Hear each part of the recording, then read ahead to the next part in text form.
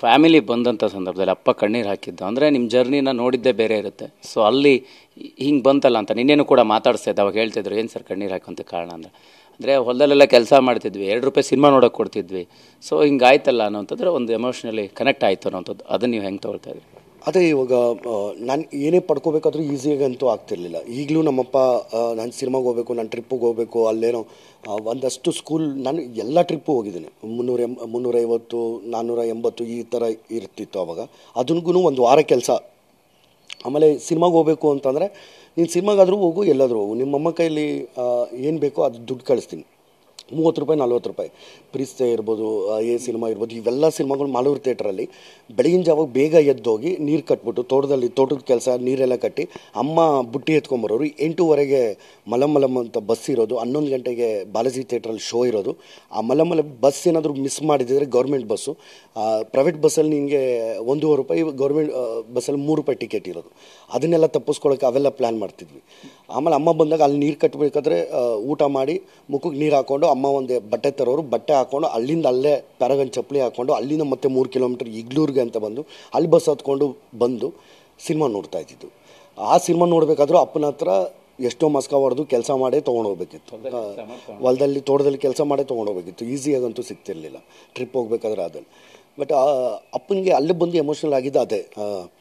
ಏನಕ್ಕೆ ಅಂದರೆ ಅದೇ ಇವಾಗ ತಂಗಿರು 3 ಜನಕ್ಕೂ ಮದುವೆ ಆಯಿತು. ಅಪ್ಪ ಸುಮ್ಮನೆ ಕೂರೋಕ್ಕಾಗಲ್ಲ, ನನ್ನ ಜೊತೆನೇ ಬಂದು ಇರಿ ಅಪ್ಪ ಅಮ್ಮನಿಗೆ ಅಂತ ಹೇಳಿದೆ. ಇಲ್ಲೇ ಬಂದು ಇರಿ ಬೆಂಗಳೂರಲ್ಲಿ ಅಂತಂದೆ. ಇಲ್ಲ, ನಮ್ಮ ತಂದೆಗೆ ಇರೋಕ್ಕಾಗಲ್ಲ, ಯಾಕಂದರೆ ಅವಾಗಿಂದ ಅವ್ರು ಕೆಲಸ ಮಾಡ್ಕೊಂಬಂದಿರೋದಲ್ವ, ಅವ್ರು ಕೆಲಸ ಮಾಡ್ದಿರೋ ಕೂರೋಕ್ಕಾಗಲ್ಲ. ಹಾಗಾಗಿ ಅವ್ರು ರಾಗಿ ಬಿಸ್ನೆಸ್ಸು, ಒಂದಷ್ಟು ಬೇರೆ ಸಣ್ಣ ಪುಟ್ಟ ರೈತರ ಹತ್ರ 1 ಮೂಟೆ 2 ಮೂಟೆ ತೊಗೊಂಬಂದು ಲಾಟ್ ಹಾಕಿ ಟನ್ ಗಂಟ್ಲೆ ಮಾರೋದಕ್ಕೋಸ್ಕರ ಒಂದು ಟೆಂಪೋ ತೊಗೊಂಡ್ರು. ಅವ್ರದ್ದೇನೋ ಒಂದು ಬಿಸ್ನೆಸ್ಸು. ಅಪ್ಪನ ಬಿಟ್ಟು ಅಮ್ಮ ಇರೋಕ್ಕಾಗಲ್ಲ, ಯಾಕಂದರೆ ತಂದೆಗೂ ಒಂದು ಸ್ವಲ್ಪ ಆರೋಗ್ಯ ಸಮಸ್ಯೆ, ಶುಗರು ಅದು ಇರೋದಕ್ಕೆ, ತಾಯಿಗೂ ಇರೋದ್ರಿಂದ ಊಟಕ್ಕೆ ಏನು ಮಾಡ್ಕೋತಾರೆ ಏನು ಅಂತೇಳಿ ತಾಯಿನೂ ಅಲ್ಲಿರ್ತಾರೆ. ಇನ್ನು ಇಲ್ಲಿರಲ್ಲ. ಇನ್ನು ತಂಗಿರು 3 ಜನ ಮದುವೆ ಆಗಿ ಸುಮಾರು ವರ್ಷ ಅದು ಹೆಂಗಾಯಿತು ಅಂದರೆ ಒಬ್ಬನೇ ಇದ್ದು ಮನೆಯಲ್ಲಿ TV, ವೆಬ್ ಸೀರೀಸು, ಸಿನಿಮಾಗಳು, ಇಲ್ಲ ಹೊರಗಡೆ ಹೋದರೆ ಒಂದಷ್ಟು ಫ್ರೆಂಡ್ಸ್ ಜೊತೆ 1 ದಿನನೋ 2 ದಿನನೋ ವೀಕ್ಲಿ. ಆವಾಗ ತಂದೆ ಅದನ್ನು ನೋಡಿ ಹೆಂಗಾಗೋಗಿತ್ತು ಅಂದರೆ ಅವ್ರಿಗೆ ಇವನ ಜೀವನ ಏನು ನೆಕ್ಸ್ಟು, ಯಾವುದೂ ಸಿನಿಮಾಗಳು ಕಚ್ತಿಲ್ಲ.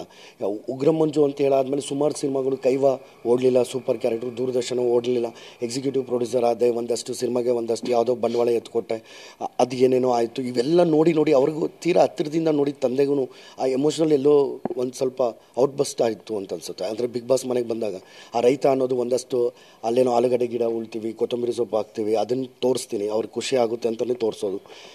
ಬೆಳೆದಿತ್ತು, ಅದು ಚೆನ್ನಾಗಿ ಬೆಳೆದಿತ್ತು ಅಂತ ತೋರಿಸಿದ್ದು. ಆಲೂಗಡ್ಡೆ ಗಿಡ ನೋಡಿ ಹೆಂಗೆ ಬೆಳೆದಿದೆ ಅಂತ. ಆವಾಗ ಅಲ್ಲಿ ಅದನ್ನೆಲ್ಲ ನೆನೆಸ್ಕೊಂಡು 4 ಗೋಡೆ ಮಧ್ಯೆ ಇರೋಂಥವನಿಗೆ ಬಿಗ್ ಬಾಸ್ ಮನೆ ಒಂದು ಒಳ್ಳೆಯ ಅವಕಾಶ ಮಾಡಿಕೊಟ್ಟಿದೆ. ಅವ್ರಿಗೆ ಆಚೆ ಕಡೆ ಪ್ರತಿಕ್ರಿಯೆ ನೋಡ್ತಿದ್ದಾರೆ. ಅದ್ರ ಜೊತೆಗೆ ಮ್ಯಾಕ್ಸ್ ಸಿನಿಮಾ ಬೇರೆ ಹಿಟ್ಟಾಗಿತ್ತು. ಅದನ್ನು ನೋಡ್ಕೊಂಬಂದು ಅವ್ರ ಫ್ರೆಂಡ್ ಸರ್ಕಲೆಲ್ಲ ಹೇಳಿದ್ರಂತೆ, ನಿನ್ನ ಮಗ ಚೆನ್ನಾಗಿ ಕಾಣಿಸ್ತಾವನಪ್ಪ ಚೆನ್ನಾಗಿ ಅಂತ. ಅದಕ್ಕಿಂತ ಮುಂಚೆ ಅಲ್ಲಿ ಹೋಗೋಕ್ಕಿಂತ ಮುಂಚೆ ಅದೇ ಆನ್ಲೈನ್ ಏನೋ ಫುಡ್ ಆರ್ಡ್ರ್ ಮಾಡ್ಕೋತಿದ್ದೆ, ಇಲ್ಲ ಅಡುಗೆ ಮಾಡಬೇಕಂದ್ರೆ ಯಾರಾದರೂ ಇದ್ದರೆ ಕಸಿನ್ಸ್ ಅಡುಗೆ ಮಾಡ್ತಿದ್ದೆ, ಅದರ್ವೈಸ್ ಮಾಡ್ತಿರ್ಲಿಲ್ಲ. ಅವಾಗ ಇನ್ನೂ ಒಂದು ಸ್ವಲ್ಪ ಸಣ್ಣಗೆ ಡಾರ್ಕ್ ಸರ್ಕಲ್ ಇನ್ನೂ ಜಾಸ್ತಿ ಇತ್ತು, ಆ ಥರ ಸಣ್ಣಗಿದ್ದೆ. ಬಟ್ ಅವ್ರಿಗೆ ಅದೆಲ್ಲ ಫಿಸಿಕಲಿ ನನ್ನನ್ನು ನೋಡಿದಾಗ, ಆಮೇಲೆ TV ನಲ್ಲಿ ನೋಡಿದಾಗ ಮಗ ಸಖತ್ತಾಗಿ ಕಾಣಿಸ್ತಿದ್ದಾನೆ, ಫ್ರೆಂಡ್ಸು ಊರೆಲ್ಲ ಮಾತಾಡಿದವಾಗ ಅದು ಅವ್ರಿಗೆ ಎಮೋಷ್ನಲಿ ಆಗೇ ಆಗುತ್ತೆ. ಇನ್ನೇನಿದೆ ಅವರಿಗೆ ದೊಡ್ಡ ಕನಸು ಅಂದರೆ ಮಕ್ಕಳು ಚೆನ್ನಾಗಿರಬೇಕು ಅಂತಲ್ವ.